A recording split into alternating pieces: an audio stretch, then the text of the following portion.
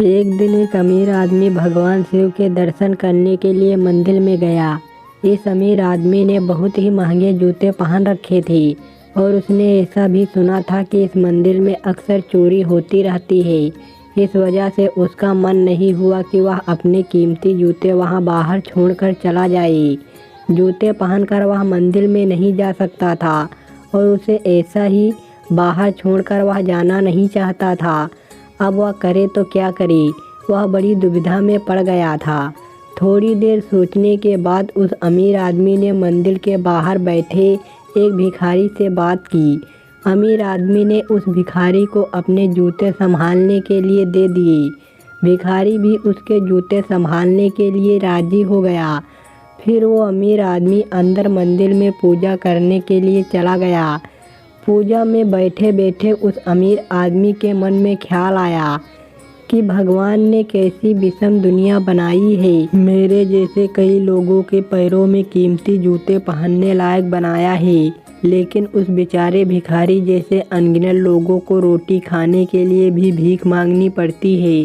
वो अमीर आदमी मन ही मन भगवान से फरियाद करते हुए बोला कि आपने सब लोगों को एक समान क्यों नहीं बनाया, आपने सभी को एक जैसी सुविधा क्यों नहीं दी। फिर उसने मन ही मन तय किया कि यहाँ से वापस जाते समय वो उस भिखारी को 500 रुपये देकर जाएगा। पूजा खत्म होने के बाद जब अमीर आदमी बाहर आया तो ना उसे अपने जूते दिखे, ना ही उसे वो भिखारी दिखा। उस अमीर आदमी को लगा कि भिखारी किसी काम से कहीं बाहर गया होगा, इसीलिए थोड़ी देर तक उसने वहीं खड़े रहकर भिखारी का इंतज़ार किया। फिर काफ़ी देर तक इंतज़ार करने के बाद भी जब भिखारी वापस नहीं आया तो उस अमीर आदमी को पता चल गया कि भिखारी उसे ठग के चला गया है। दुखी होकर अमीर आदमी नंगे पैर ही अपने घर की तरफ चल पड़ा। रास्ते में उस अमीर आदमी ने देखा कि फुटपाथ पर एक जूते चप्पल बेचने वाला बैठा है।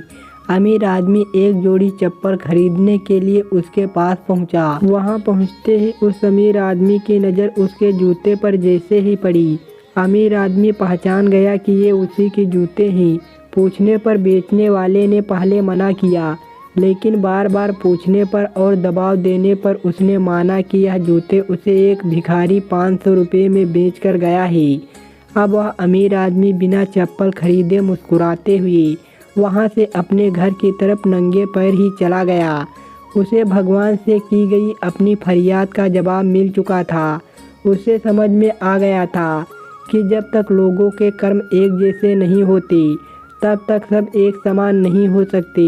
भगवान ने उस भिखारी के तकदीर में 500 रुपये लिखे ही थे, लेकिन कैसे कर्म करके उन्हें लेना है यह उस भिखारी के हाथ में था। अगर वह चोरी ना भी करता फिर भी उसे 500 रुपये मिलने वाले थे। शायद उसके ऐसे ही बुरे कर्मों की वजह से आज वो एक भिखारी था।